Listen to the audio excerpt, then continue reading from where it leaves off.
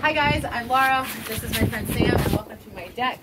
So we've been surfing for hours and we're really tired. We're super stoked, but now our shoulders are getting really tight. And so we're going to show you a couple things to help stretch them out and help recover. All right, so I'm going to show you a little sequence to do. We're only going to show you on the left side, and then make sure you do it on the right side or else you'll be super lopsided. But what you'll need for this, you'll need a foam roller, you'll need a strap like this, a dog leash, a belt, or a beach towel works, and then if you have a lacrosse ball, you can get a lacrosse ball as well. So the first thing we're going to do is we're going to do a little bit of myofascial release for the lats. So the lats are this big, strong muscle that runs from the front side of your shoulder all the way down, and it connects to your lower back. It's your main paddling muscle, so it's going to extend the arm like this, and it's also going to do a little bit of internal rotation of the shoulder to help you paddle. So what you're going to do is you're going to find the crease of your shoulder, really under crease, so like right there, and you're going to lay on that part with your foam roller. And so after you find that crease, that corner of your shoulder, what you're going to do is you're going to roll back and forth. So not up and down just yet, but back and forth, opening and closing your shoulder. And you want to find this big ropey kind of tendon right at the crease of your shoulder. You feel that there? Oh yeah, yeah. I found it. And so the more you've been using it, the more you've been active on it, the more tender it might be. And so nothing should be at the point where you feel like you need to tense anything else anymore. And if that's the case, you want to use your other hand, lift up off of the foam roller a little bit to decrease the pressure, so you're giving yourself more of a gentle massage. Cool. So whenever you're foam rolling, whenever you're doing any myofascial release, depending on the structure, you want to be here for about 2 to 3, maybe even up to 5 minutes, depending how much time that you have. But again, you never want to feel like you need to contract the muscles when you're doing this. You want to feel like everything can let go and just soften into the massage. And then take your elbow bent and then do the little, you feel a little internal, external rotation of the shoulder right here. You kind of feel how that moves the tendon, and you feel a little bit more of a massage.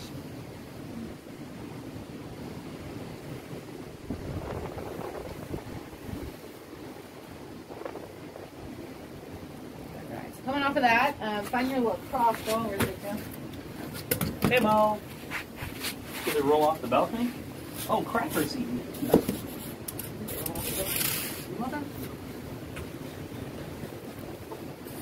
Cracker, go get the ball. Go get that ball. Go bring it in. Oh my god. And we're back. All right. So with the lacrosse ball, this is a smaller object, obviously, and it's going to be a little bit harder. So we're going to massage into the same structures on the back, and so you want to get into this area right here, and then we're eventually going to get to the shoulder blade muscles right there.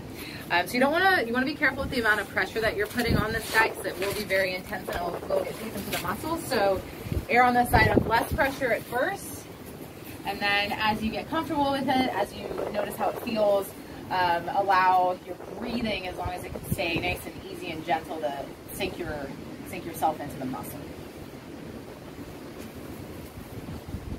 And so with the lacrosse ball, this is a really good one to find a specific spot and then allow your weight of the body to just release into it, take a couple breaths, and see what happens to that tightness. How's that feeling? Good. I found a spot. Awesome. It's pretty easy to find with this thing. Yeah. Spend a couple minutes there, and then take the lacrosse ball and roll onto that middle part of the back. So we want it right between the shoulder blades, but not actually on the bony parts of the spine. You never want to roll over any bony points. And then what you can do is you can roll off of the ball a little bit, and then back onto it, and then back onto it, and then give yourself a massage that way. So you'll also notice that this is a little bit more intense, getting into it a little bit more deeply. So you just want to be that much more gentle.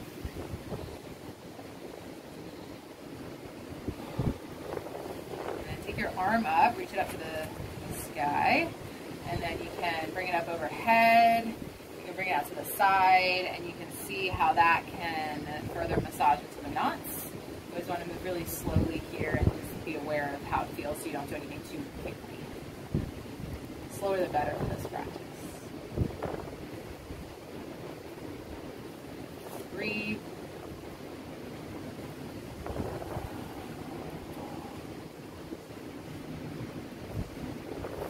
Found a really good spot right there. Alright, get that.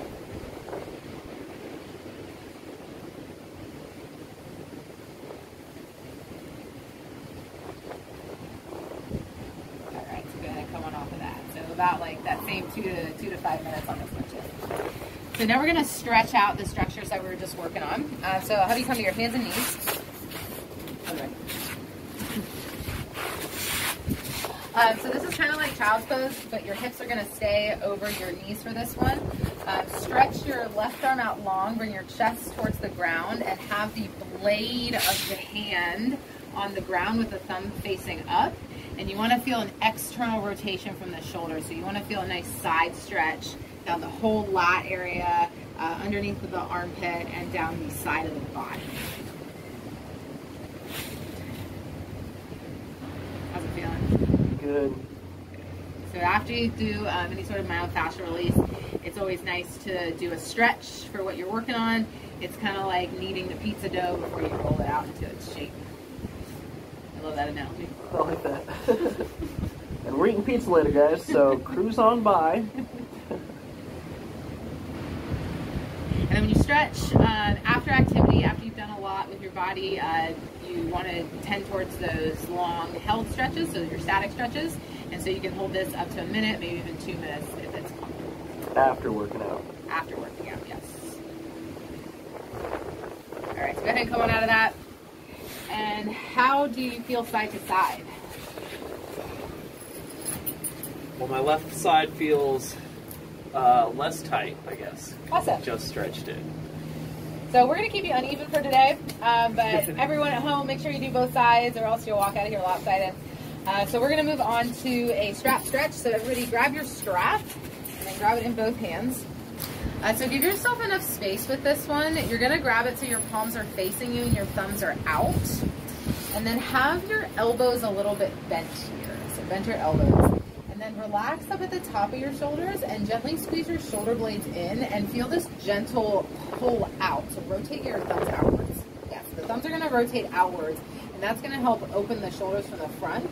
So you want to feel the shoulders opening from the pec muscles. So the palms are facing outward. The palms are going to trying to face outwards, yeah, but you don't want to go too much that you're over-rotating and stress it too much. Okay. And so it should be this kind of 50% effort to rotate out, and you're letting the front side of the chest muscles open. It almost feels like I'm dropping my shoulders down. It does feel like you're dropping your shoulders down. Because that's what we're doing. Probably great for rock climbers too. Those guys have hunchbacks. Yes. Great for rock climbers, great for anyone who sits at a desk all day, great for anyone with bad posture. Great for anyone with a smartphone if you look at it too much like I do. It's a great stretch. Alright, so one more breath and coming out of that. And then we'll do one more. I like that one. So grab your foam roller. We're going to do a chest opener. So what you're going to do is you're going to lay on this so your chest and your head is supported with your feet. Okay. So depending on how tight your shoulders are, it's going to depend on the height of what you're using. So you don't have to use a foam roller. You can use a yoga block. You can use a pillow. A little bit higher. And so you want to feel like the whatever you're using is right kind of at the lower rib cage area. And then the chest is going to be open. The arms are going to be wide. And then depending on where you have your arms is going to change the feeling of the stretch.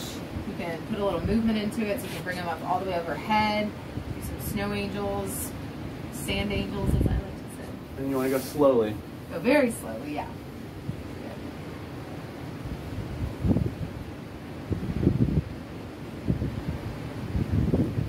And then bring the arms down on the ground to a comfortable position. So you don't want to go too much that it feels like, again, you have to tense the muscles or hold them in any way. And you don't want to feel like the arms are starting to go numb. You don't want to feel any tingling in the fingers. So less is more again here. Going for that more gentle stretch. So less is more over a longer period of time. So this is what you want to do kind of after all of this? After surfing after your longer sessions. So thinking about, you're constantly in this forward position where you're on your belly and you're driving your arms into the water, and so your shoulders are going to be rotating in a lot. So the more time you spend doing that, the more time you want to be spending doing this to reverse all that action. So this is this is when you can stay in for a few minutes as long as you're comfortable, as long as it's not too intense, so 2 to 5 minutes. And that was all I had for you guys today. So you're going to be coming out of that. How you feeling? Great. Fantastic. Awesome, except for that other side that we'll do that later. All right, guys, so thank you for joining in. I hope that helps, and stay tuned for more. Thanks for coming. Ciao.